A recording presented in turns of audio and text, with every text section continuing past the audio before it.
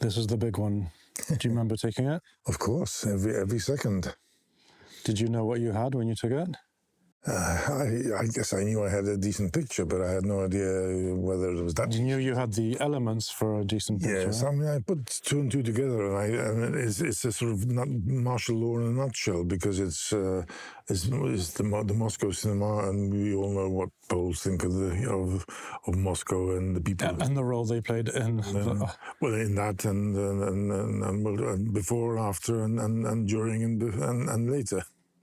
What did you think this picture would achieve? What did you think? What did you think? I had no idea, in the sense that I was just worried about taking any pictures. Because you were taking this, you were hiding. I was hiding. We weren't allowed in the first few weeks of martial law. We were not allowed to take any pictures in the streets. We couldn't walk around with cameras and so on. So I was frightened of knocking on people's doors, because this was right 100 meters away from the Ministry of Interior, which is something which nobody likes. And it was the second day of martial law. And it was the second day of martial law, so I had no idea who was living in these buildings. Ah, you thought it might be someone. It might be. I might be from the frying pan into the fire. So, but we found a decent staircase where we could get onto, and quickly shot the pictures. And then what did you do right after this? Did you... Ran. You spent the whole day and the whole week after that driving around, taking pictures? Yes, we were looking for places where we could actually see that there are soldiers. So there were control points. In this case, it was the APC, which was nice. But any place where you could see soldiers, armed soldiers with their Kalashnikovs slung around their necks or shoulders. Which wasn't easy, of course.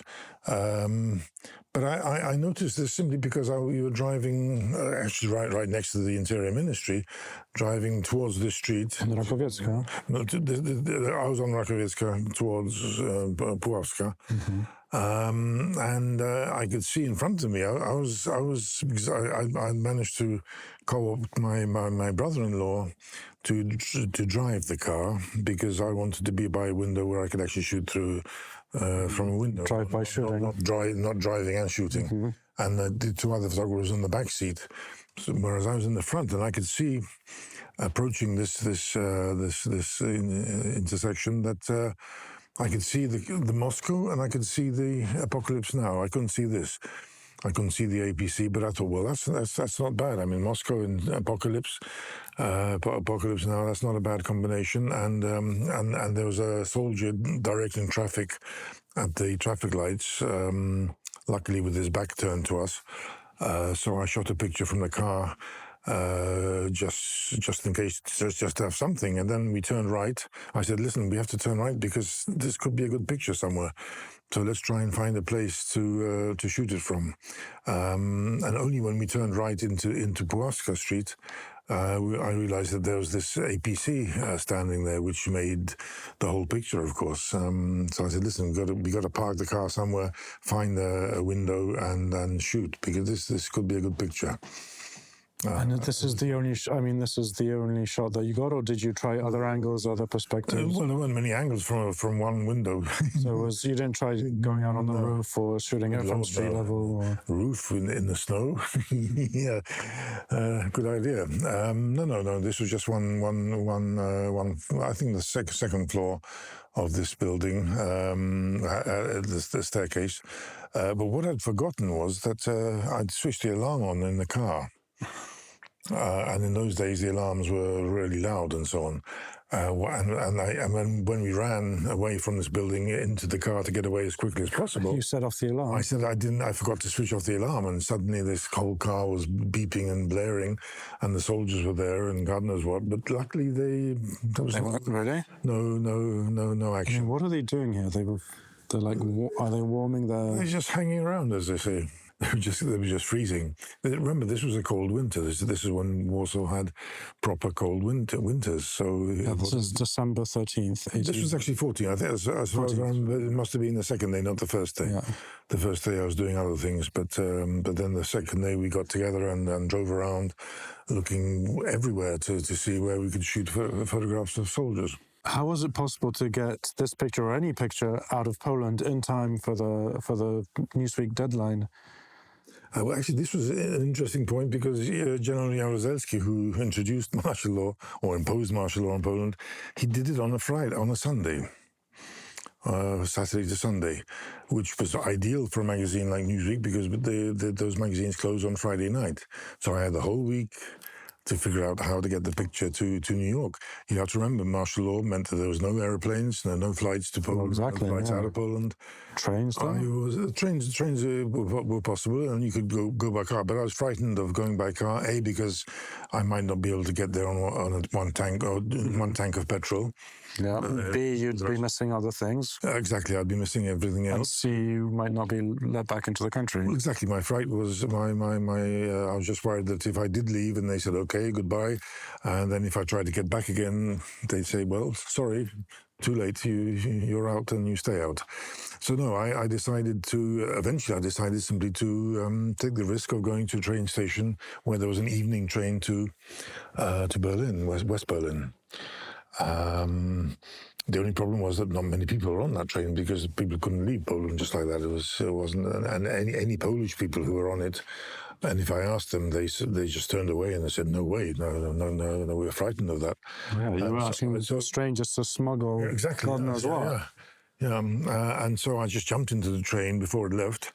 Ran through the carriages and eventually found a young West German student who studied in Warsaw, but he had to go back for Christmas, I guess, to back home to Germany. And I said, "Listen, you know what's happening. These are films for Newsweek." I told him everything. I didn't want to give him some false information. I said, "Listen, you know what's happening. These are films for Newsweek.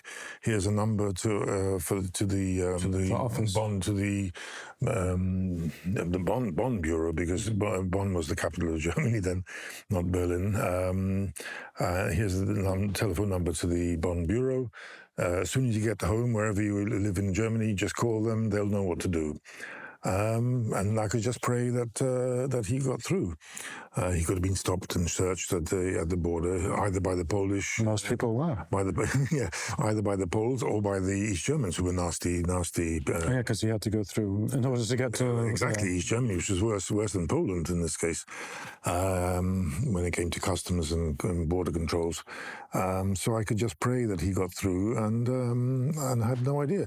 Again, there was no. There were no telephones either. I couldn't call New York and say, "Listen, something's on the way."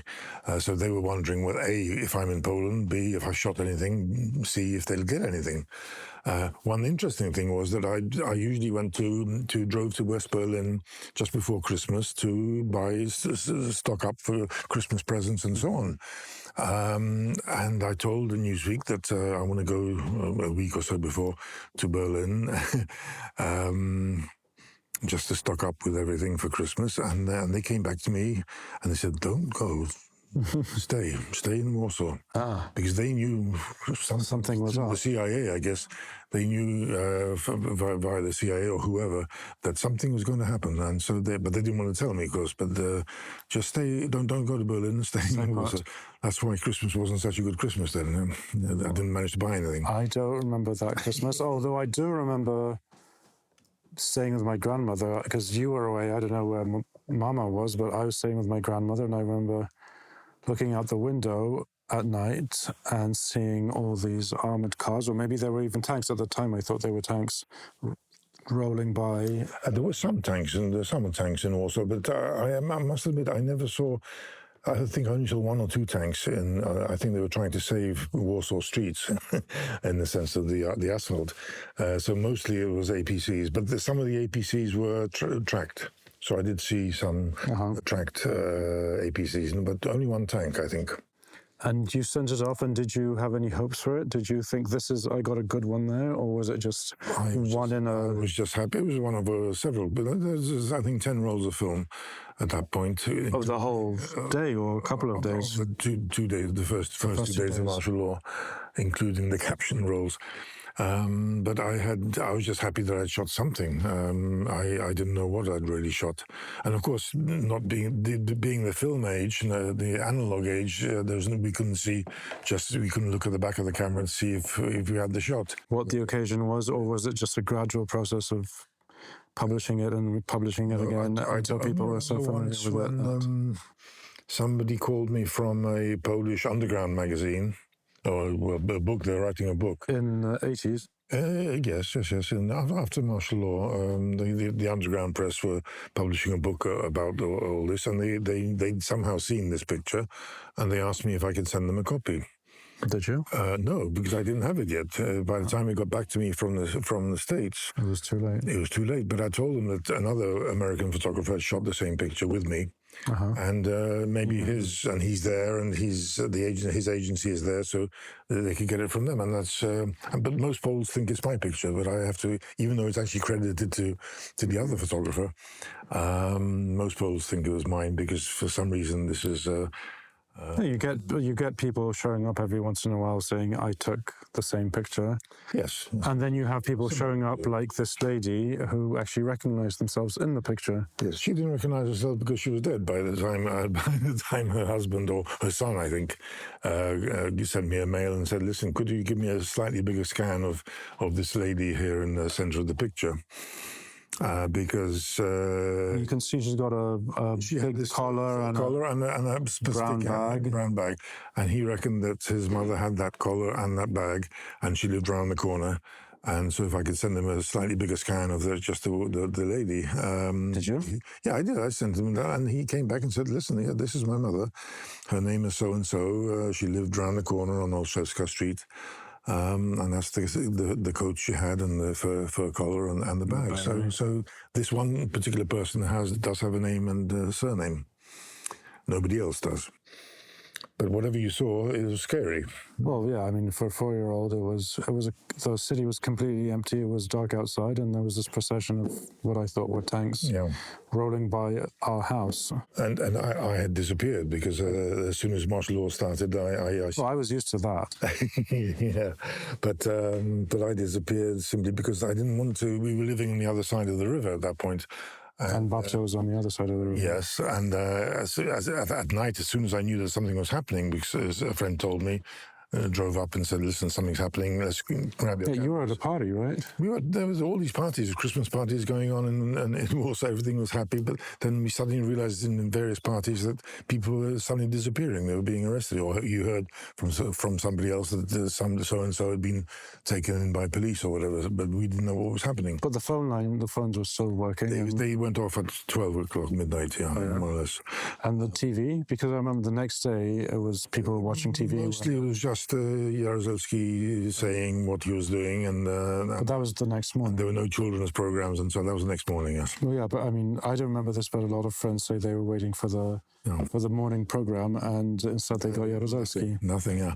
But the worst thing was that there was the speakers, the presenters on television who were also dressed. They were forced to dress in army uniforms.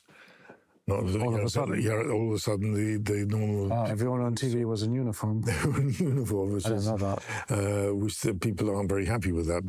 They don't like those people anymore. But I guess they were forced to do that. I mean, I'm not sure they wanted to do it themselves. It doesn't sound like a choice they just made. But I disappeared for about a week or so, or five days or something. And Mama was driving around asking everyone where you were. Where's my husband? Yeah. I guess that's why I was with my grandmother then. Probably, yes.